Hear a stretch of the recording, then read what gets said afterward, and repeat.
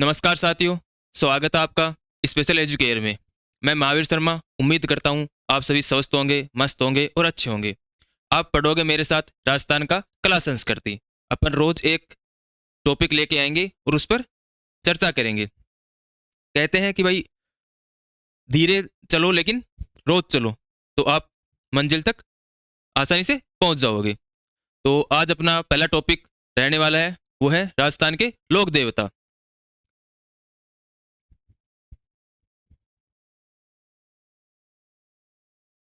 लोक देवता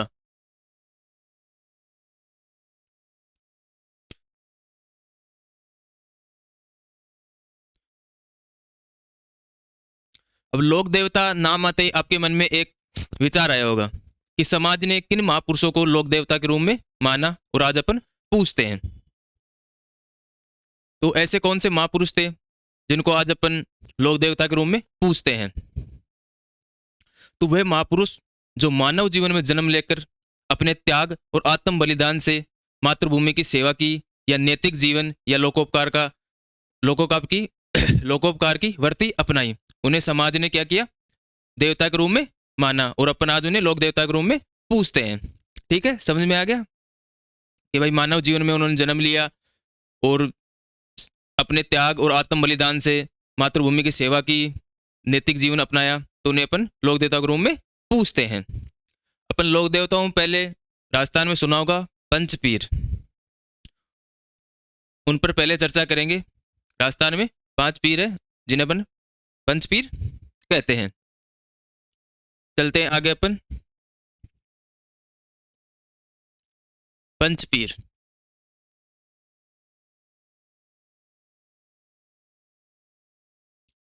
बाबू हड़बू रामदेव मांगलिया मेहा, पांचों पीर पधार जो गोगा जी जे हाँ।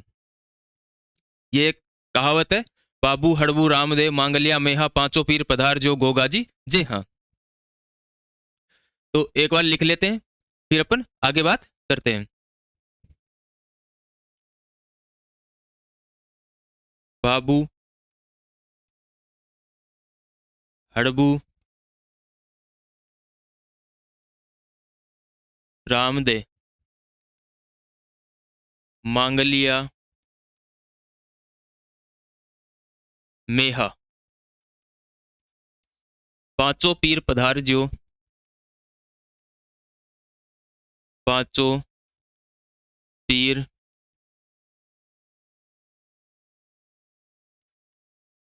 पधार जो गोगा जी जे हाँ।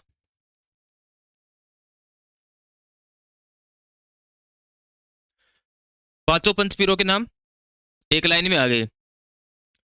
बाबू हड़बू रामदेव मांगलिया मेहा, पांचों पीर पधार जो गोगा जी जे हाँ। बापू जी, हड़बू जी, रामदेव जी, मांग मेहा जी मांगलिया और गोगा जी।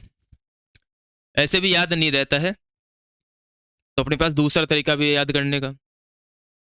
वैसे सबसे आसान तरीका तो यही है, लेकिन एक तरीका और है।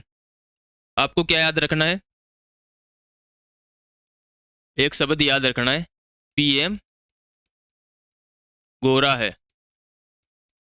कोई भी शब्द याद रख लो जो आपको अच्छा लगे, आपके अनुसार कोई जोड़ लेना। कुल मिला के बात है कि अपने को याद होना चाहिए, चाहे वो कैसे भी याद हो, अपने को याद रहना चाहिए। पी का मतलब हो गया बाबूजी। एम का मतलब क्या हो गया, मेहाजी मांगलिया, मेहाजी मांगलिया।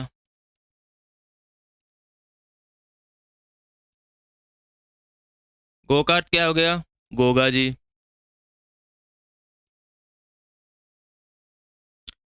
रा का अर्थ क्या हो गया, रामदेव जी।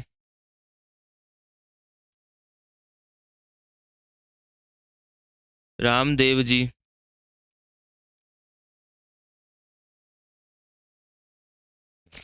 और है का मतलब क्या हो गया, हड़बू जी।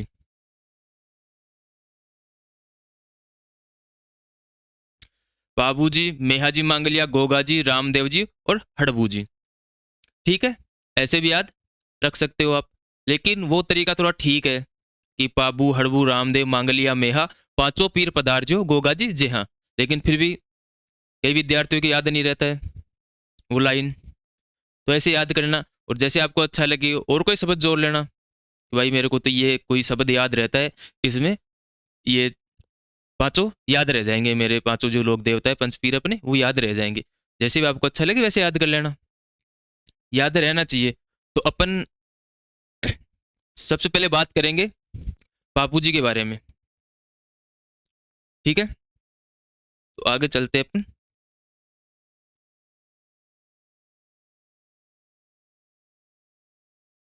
बाबू जी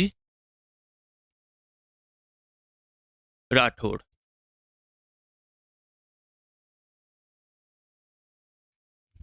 बाबू जी के बारे में बात करेंगे। बापू जी का जन्म चैत्र अमावस्या को 1239 ईस्वी को दांदल जी राठौड़, पिता दांदल जी राठौड़, माता कमला दे के घर कोलू फलोदी में हुआ था। इनकी पत्नी का नाम था फूलम दे सूफियार दे सोडी, जो अमरकोट के शासक सूरजमल सोडा की पुत्री थी। इन्हें ऊँटों का देवता कहा जाता है। मारवाड़ में सबसे पहले ऊँट लाने का श्रेय इन्हीं को है। ऊँट बीमार होने पर इनकी फड़ का वाचन किया जाता है। सबसे लोकप्रिय फड़ व सबसे छोटी फड़ बापू जी की है। ये चीज़ें है जो अपन पहले एक दो बातें लिख लेते हैं, फिर मैं आके आपको समझा दूंगा। सबसे पहले अपन लिखते हैं जन्म।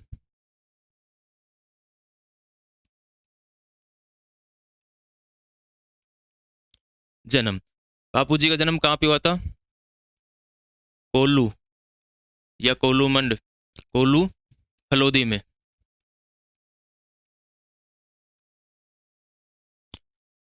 दिन क्या था उस दिन?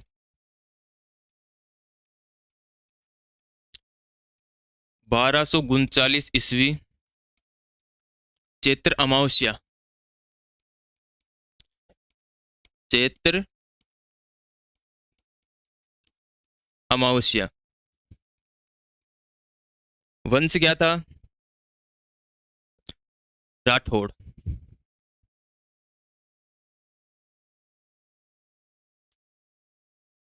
पिताजी का नाम धांधल जी। धांधल जी राठौड़। माता का नाम कमला दे।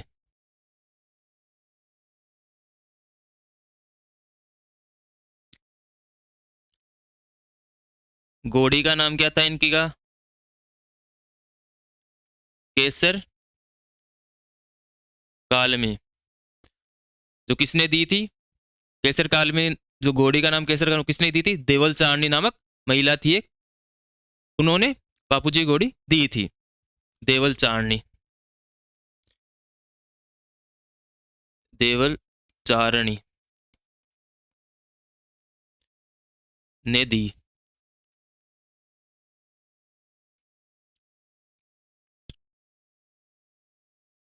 इधर लिख लेते हैं और चीजें। जन्म मैंने बताया था शुरू में कि जन्म कोलू फलोदी में हुआ। दिन क्या था उस दिन? 1239 ईस्वी चैत्र अमावस्या। वंश क्या है बापूजी का? राठौड़। पिता का नाम क्या है? धांधल जी राठौड़। माता का नाम क्या है? कमला दे। घोड़ी का नाम है केसर काल में, जो देवल चारणी नामक जो नाम की महिला थी उन्होंने दी थी। अब लिख लो पत्नी। पत्नी थी फूलम दे। फूलम दे या सूफियार दे। फूलम दे सूफियार दे सोडी।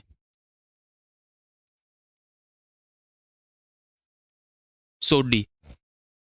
पत्नी का नाम था फूलम दे या सूफियार दे सोडी। किसकी पुत्री थी ये? अमरकोट के शासक, अमरकोट के शासक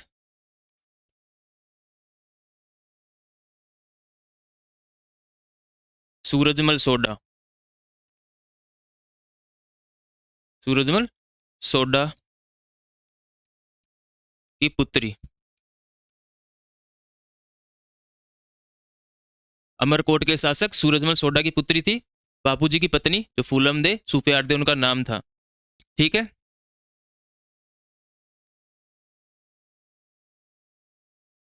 बड़े भाई का नाम क्या था? बूडो जी। बूडो जी इनके बड़े भाई का नाम था। लिख ले। हाँ, दांदल जी राठौड़ के पिता का नाम भी अपन लिख लेते हैं। आस्तान जी, जो बापू जी के दादाजी से। आस्तान जी, यानी कि दादाजी का नाम क्या था? आस्तान जी।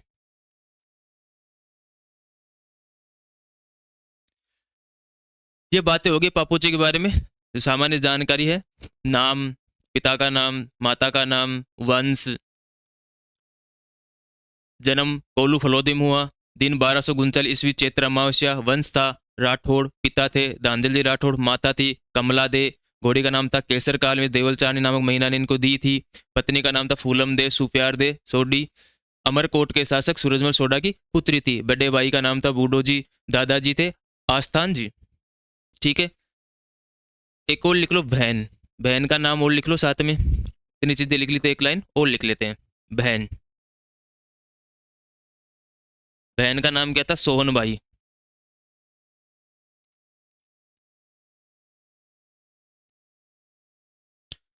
जिनका भी हुआ है, कहाँ पे हुआ था इनका भी हुआ है?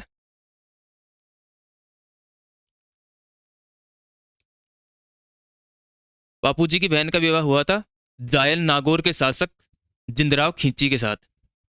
जायल नागौर के शासक जिंदराव खींची के साथ। जायल नागौर। जायल नागौर के शासक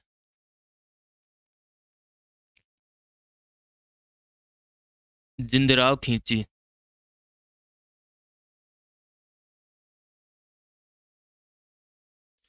ठीक है, ये सभी बातें हो गई। अब अपन आगे चलते हैं।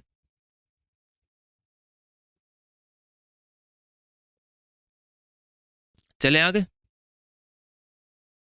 जन्म, दिन, वंश।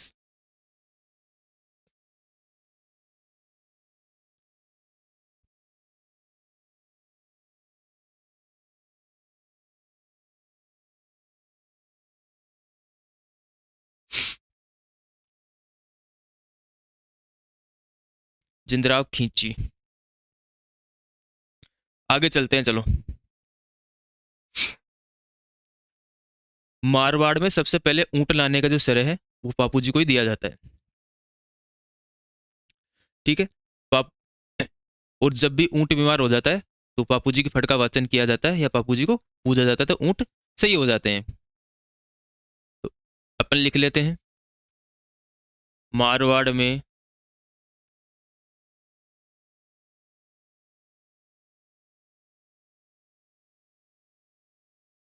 ऊंट लाने का श्रेय।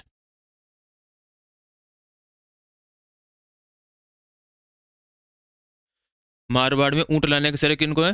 बापू जी को। अब बार बार बापू जी लिखने की जरूरत तो है नहीं, पता है अपने को भाई बापू जी फट रहे हैं, तो मारवाड़ में सबसे पहले ऊंट लाने का श्रेय बापू जी को ही जाता है। ऊंट बीमार हो जाता है तो बापू जी की फट का वाचन किया जाता है या बापू जी को पूजा जाता है, तो ऊंट ठीक हो जाता है।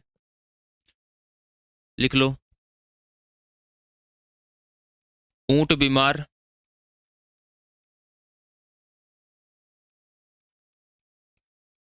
होने पर, ऊंट बीमार होने पर बाबू जी की फट का वाचन किया जाता है या बापू जी को पूजा जाता है।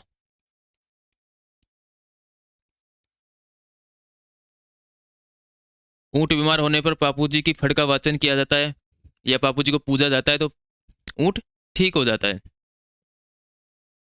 आगे चलते हैं अपन। एक जाति है जो ऊंट पालक जाति है, राई का या रेबारी जाति, उसके आराध्य देव है बापू जी। सीधी सी बात भाई, ऊँट लाने का श्रेय बापू जी को है। ऊँट बीमार होने पर बापू जी के फड़ का वाचन किया जाता है या उनको पूजा जाता है। तो जो ऊँट पालक जाति है, जो ऊँट पालने का काम करती है राजस्थान में, राइका या रेबारी जो जाति है, तो उसके आराध्य देव कौन हुए? बापू जी हुए। और एक और है थोरी जाति। थोरी जाति को बापू जी ने संरक्षण दिया था, तो थोरी जाति के लोग भी बापू जी को अपना आराध्य देव मानते हैं। ठीक है, ये दो चीजें अपन लिख लेते हैं। एक तो कौन है? ऊँट पालक जाति। ऊँट पालक जाति जो ऊँट को पालती है, ऊँट पालक जाति। राइका या रेबारी। ऊँट पालक जाति, राइका या रेबारी के आराध्य देव।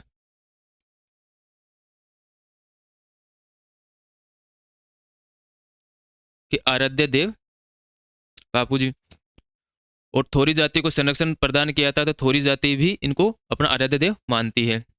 लिख लो।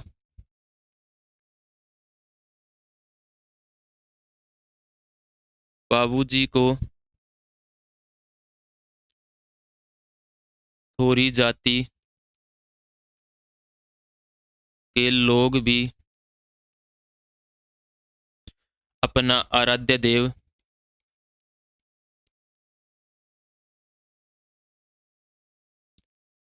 देव मानती है।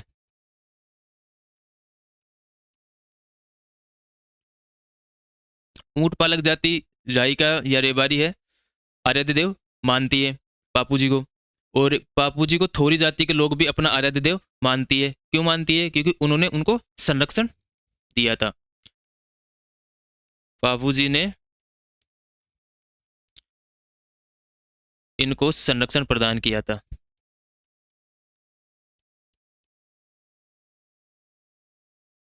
प्रदान किया। ठीक है, आगे बात समझ में कि मारवाड़ में ऊँट लाने का श्रेय बापू जी को है। ऊँट बीमार होने पर बापू जी की फड़ का वाचन किया जाता है तो ऊँट ठीक हो जाता है, या बापू जी को पूजा जाता है तो ऊँट ठीक हो जाता है। ऊँट पालक जाति राइका रेवारी है, वो अपना आराध्य देव मानती है बापू जी को। और बापू जी को थोरी जाति के लोग भी अपना आराध्य देव मानती है, क्योंकि बापू जी ने इनको संरक्षण प्रदान किया था। आगे चलते हैं अपन अब। बापू जी को अन्य किन किन नामों से अपन जानते हैं भाई? पहली बात तो ये है कि भाई ऊँट बीमार होने पे ठीक हो जाता है बापू जी की पूजा करने से। तो पहला नाम तो हो गया ऊँटों के देवता। दूसरा हो गया गोरक्षक देवता, हाड़ फाड़ के देवता, फ्लेग रक्षक देवता, लक्ष्मण का अवतार। और मुसलमानों में एक जाति होती है मेयर जाति। मेयर जाति के मुसलमान इनको पीर कहकर बोलते हैं। ठीक है, तो अपन लिख लेते हैं अन्य नाम।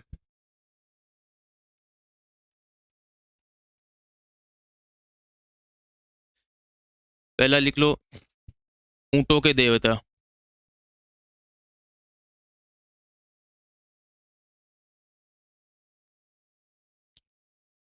ऊँटों के देवता इसको कहा जाता है बापू जी को। दूसरा गोरक्षक देवता।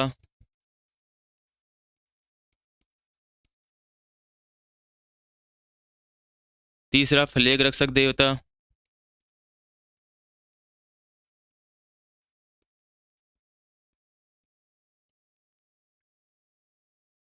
ऊँटों के देवता, गोरक्षक देवता, फ्लेग रक्षक देवता, हाड़ फाड़ के देवता, हाड़ फाड़ के देवता,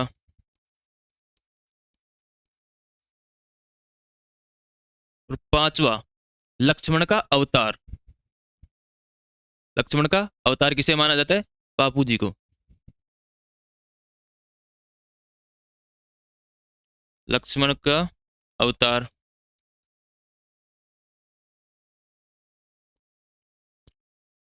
और एक है पीर।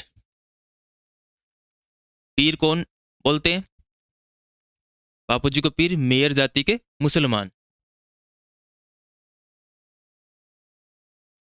मेयर जाति के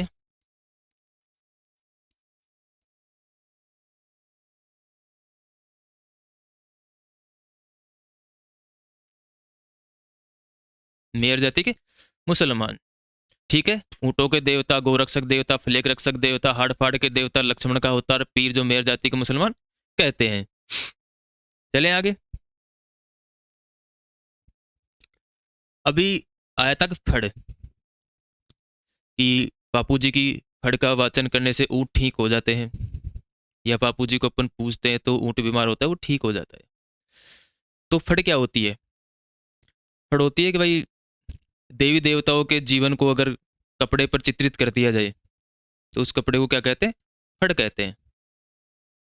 भाई लोग देव देवताओं के जीवन चरित्र को अगर कपड़े पर चित्रित कर दिया जाए तो जो कपड़ा होता है वो फड़ कहलाता है।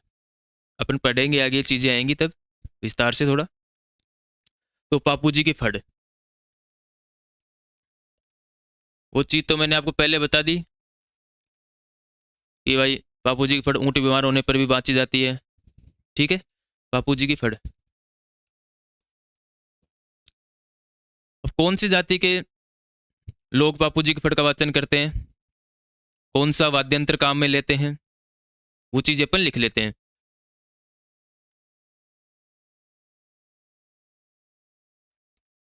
वाचन कौन करते हैं? नायक या थोरिया या रेबारी। नायक, थोरिया या रेबारी जाति के लोग, जाति के लोग फड़ का वाचन करते हैं।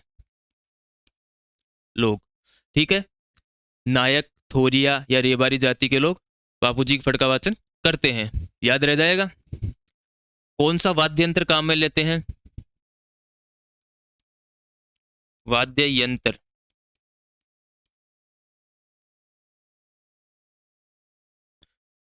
रावण हत्ता। ये बात आपको याद रखने की, बापू जी की फड़ का वाचन करते समय कौन से वाद्य यंत्र का प्रयोग किया जाता है, वह रावण हत्ता। ठीक है, और बापू जी की फड़ मैंने बताया था कि सबसे लोकप्रिय फड़ है और सबसे छोटी फड़ है।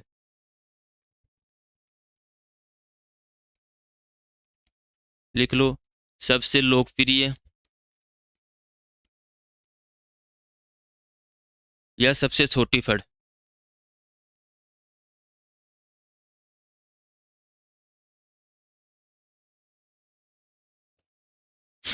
फड़ का मतलब समझ ही गए ना आप, कि देव देवताओं के जीवन चरित्र को कपड़े पे चित्रित कर दिया जाए तो उस कपड़े को अपन क्या कहते हैं? फड़ कहते हैं, फड़। ठीक है, तो सबसे लोकप्रिय और सबसे छोटी फड़ है। और रावण हत्ता वाद्यंत्र काम में लिया जाता है बापू जी की फड़ का वाचन करते समय। कौन सी जाति के लोग बाजते हैं? नायक, थोरिया, ये वाली जाति के लोग बापू जी की फड़ का वाचन करते हैं। पवाड़े, सुना होगा बापू जी के पवाड़े। पवाड़े किसे कहते हैं? पवाड़े लोकगीत या भजन या वीर गाथा मान लो जो महापुरुषों के लिए गाए जाते हैं। ठीक है, पवाड़े पाप, एक चीज़ है पवाड़े, बापू जी के पवाड़े गाते समय यहाँ पे लिख लो स्टार लगा के, बाबू जी के पवाड़े या भजन गाते समय माठ वाद्य यंत्र काम में लिया जाता है। माठ वाद्य यंत्र,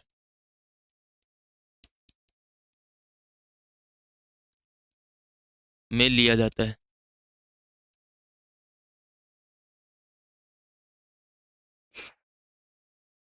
ये बात हो गई। चलो अपन आगे चलते हैं।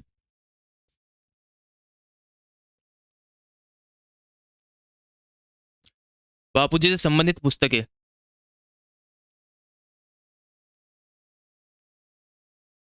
बापू जी से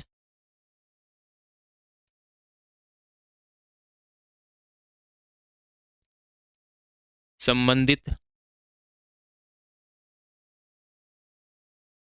पुस्तकें। बापू जी से संबंधित पुस्तकों में नाम आता है एक तो बाबू प्रकाश, जिसका लेखक कौन थे? मोरजी आशिया। एक आते हैं बाबू जी के छंद, जो किसने लिखी थी? मियाजी बीठू ने। बापू जी की बात, जो लक्ष्मी कुमारी चुंडावत ने। बापू जी के गीत, बाकी दास ने। तो अपन लिख लेते हैं।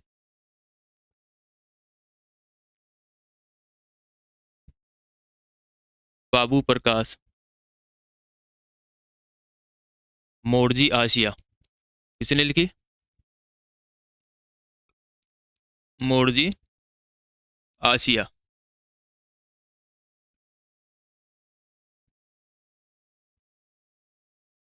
बाबूजी के छंद,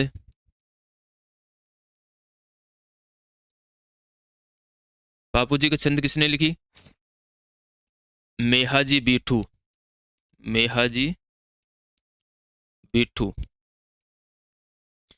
तीसरी मैंने क्या बताई थी? बाबूजी के गीत किसने लिखी? बांकी दास ने। चौथी है बाबूजी री बात, बाबूजी री बात लक्ष्मी कुमारी टुंडावत। याद रह जाएगा। बाबूजी से संबंधित पुस्तकें बाबू प्रकाश मोड़जी आशिया, बापूजी के छंद मेहाजी बीटू, बापूजी का गीत बांकी दास, बापूजी री बात लक्ष्मी कुमारी टुंडावत। ठीक है, आगे चलते हैं अपन। अब अपन बात करते हैं कि भाई बापूजी ने किससे युद्ध किया था और क्यों किया था। तो वो चीजें मैं आपको बता देता हूँ, अब ध्यान से सुनना। बापूजी ने अपने बहनोई जिंदराव खींची, जो जायल नागौर के शासक से, उनसे युद्ध किया था और देवल चारणी की गायों को छुड़ाने के लिए, उनकी रक्षा करने के लिए युद्ध किया था। और 1276 में देचू फलोदी में वीरगति को प्राप्त हो गए थे, गायों की रक्षा करते करते। कहा जाता है कि भाई जब मैंने भी बताया था कि भाई बापूजी को जो घोड़ी थी, क्या नाम था, केसर कालमी, वो किसने दी थी? देवल चारणी ने दी थी। तो देवल चारणी ने वचन लिया था कि भाई जब भी मेरे गायों पे कोई संकट आएगा तो आप उनकी रक्षा करोगे। तो बापूजी ने वचन दिया था कि भाई जब भी तेरी गायों पे संकट आएगा, देवल चारणी को वचन दिया, तो मैं उनकी रक्षा करूंगा। लेकिन कहा कि भाई मेरे को पता कैसे लगेगा बापूजी ने? तो देवल चारणी ने कहा कि जब मेरी ये घोड़ी हिनी ना आई तो आप समझ जाना कि भाई मेरी गायों पे संकट आ गया है। तो तब बापूजी की शादी हो रही थी, तो बापूजी की शादी हो रही थी, तो उसी टाइम घोड़ी हिने आई, तो बापूजी समझ गए कि भाई गायों पे, देवल चारणी की गायों पे संकट आ गया है। तो बापूजी ने 3 फेरे ही लिए थे और चौथे फेरे में ही अपनी घोड़ी केसर काल में पे बैठकर गायों की रक्षा के लिए चले गए थे। तो 3.5 फेरे हुए। तो आज भी बापूजी के अनुयायी है, वो 3.5 फेरे ही लेते हैं। और देवल चारणी की गायों को किसने घेर लिया था? जिंदराव खींची। ठीक है, जिंदराव खींची बापूजी के बहनोई थे, उन्होंने देवल चारणी की गायों को घेर लिया था। तो देवल चारणी की गायों को छुड़ाने के लिए बापूजी कहाँ पे गए थे? जिंदराव खींची से युद्ध करने। ठीक है, तो ये बातें अपन लिख लेते हैं। सीधा लिखा देता हूं मैं।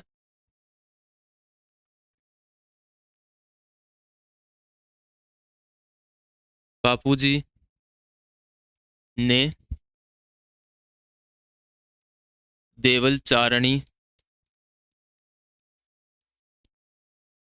देवल चारणी की गायों की रक्षा के लिए, रक्षा के लिए अपने बहनोई, रक्षा के लिए अपने बहनोई जिंदराव खींची से युद्ध किया। कहाँ पे किया? युद्ध किया। और देचू, देचू कहाँ पे पड़ता है? फलोदी। देचू फलोदी में 1276 ईस्वी में वीर गति को प्राप्त हुए।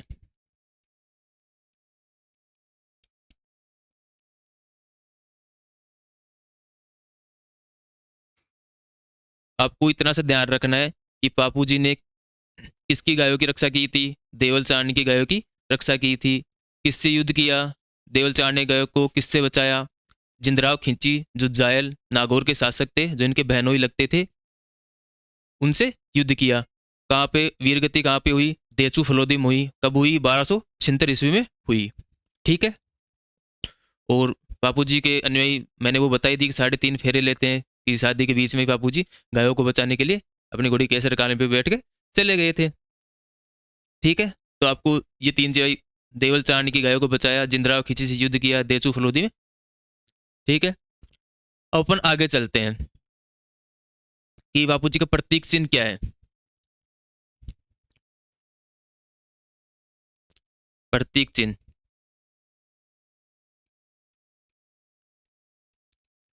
हाथ में भाला लिए अश्वारोही। लिख लो, भाला लिए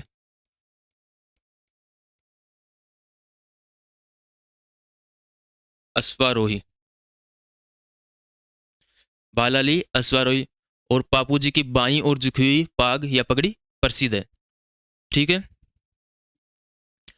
बाई हुई झुकी पाग या पगड़ी प्रसिद्ध है। और बापू जी मंदिर कहाँ पे है? कोल्लू फलोदी में ही है। वहां पे चैत्र अमावस्या को मेला लगता है। ठीक है। मंदिर या मुख्य मंदिर कोल्लू फलोदी में है।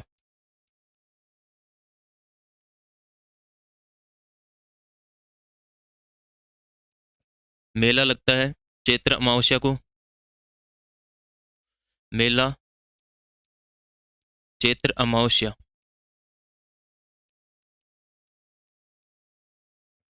ठीक है। वो भी लिख लो, बापू जी की बाई और झुकी पाग प्रसिद्ध है।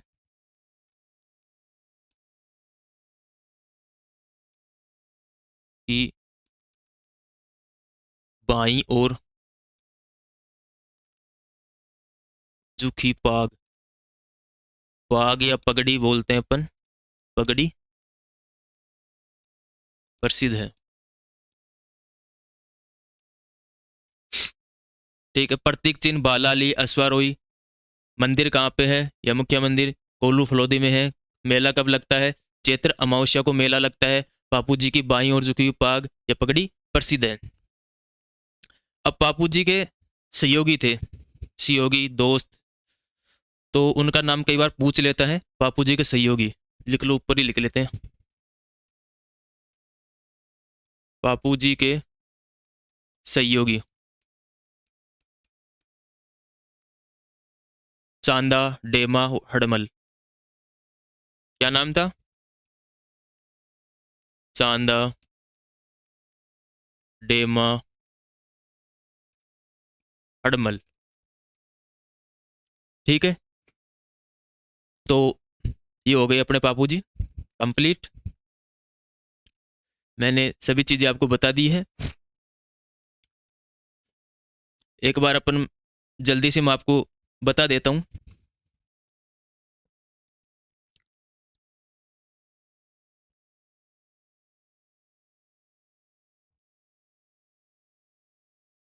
बापूजी, बापूजी का जन्म कोल्लू फलोदी में हुआ। कब हुआ? 1239 चैत्र अमावस्या का। वंश राठौड़। पिता का नाम दांदल जी राठौड़, माता कमला दे।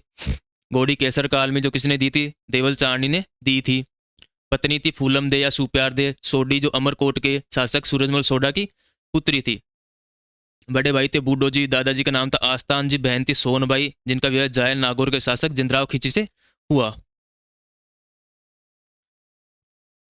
फिर आगे अपने बात की कि मारवाड़ में ऊँट लाने का श्रेय, सबसे पहले ऊँट लाने का श्रेय बापू जी को जाता है। ऊँट बीमार होने पर बापू जी की फड़ का वाचन किया जाता है। भाई ऊँट बीमार हो जाता है तो बापू जी की फड़ का वाचन किया जाता है, बापू जी को पूजा जाता है, तो ऊँट ठीक हो जाता है। ऊँट पालक जाती है राइका या रेबारी, जो इनको क्या मानती है? अपना आराध्य देव मानती है। बापू जी को थोरी जाति के लोग भी अपना आराध्य देव मानते हैं। क्यों मानते हैं? क्योंकि उन्होंने बापू जी को बापू जी ने उनको संरक्षण प्रदान किया था। फिर अन्य नाम आ गए कि ऊँटों के देवता, गोरक्षक देवता, फलेरक्षक देवता, हाड़पाड़ के देवता, लक्ष्मण का अवतार, पीर जाति के जो पीर कौन बोलते हैं, मेर जाति के मुसलमान पीर के नाम से बोलते हैं। फिर बापू जी की फड़, बापू जी की फड़, फड़ का वाचन कौन सी जाति के लोग करते हैं, नायक, थोरिया, रेबारी जाति के लोग करते हैं। वाद्यंत्र क्या काम में लेते हैं फड़ का वाचन करते समय, रावण अत्ता वाद्यंत्र काम में लेते हैं, सबसे लोकप्रिय सबसे छोटी फड़ है। और बापू जी के पवाड़े जो भजन है वो गाते समय माठ वाद्यंत्र काम में लिया जाता है। फिर बापू जी संबंधित पुस्तकें बापू प्रकाश मोरजी आसिया ने लिखी, बापू जी का छंद मेहाजी बिट्टू ने लिखा, बापू जी के गीत बांकीदास ने, और बापू जी की बात लक्ष्मी कुमारी चुंडावत। ठीक है। फिर अपन बात करें बापू जी के जो सहयोगी सरदार थे, चांदा, डेमा और हड़मल थे। बापू जी ने देवल चारणी की गायों की रक्षा के लिए अपने बहनोई जिंदराव खींची, जो कहाँ का शासक था, जायल नागौर के शासक थे, खींची से युद्ध किया। और देचू फलोदी स्थान है, वहां पे 1276 ईस्वी में वीरगति को प्राप्त हुई है। ठीक है। इनका प्रतीक चिन्ह बालाली अश्वारोही है। मंदिर जो मुख्य मंदिर है वो कोल्लू फलोदी में है, जो चैत्र अमावस्या को वहां पे मेला लगता है। बापू जी की बाई और झुकी हुई पाग या पगड़ी प्रसिद्ध है। ठीक है। ओपन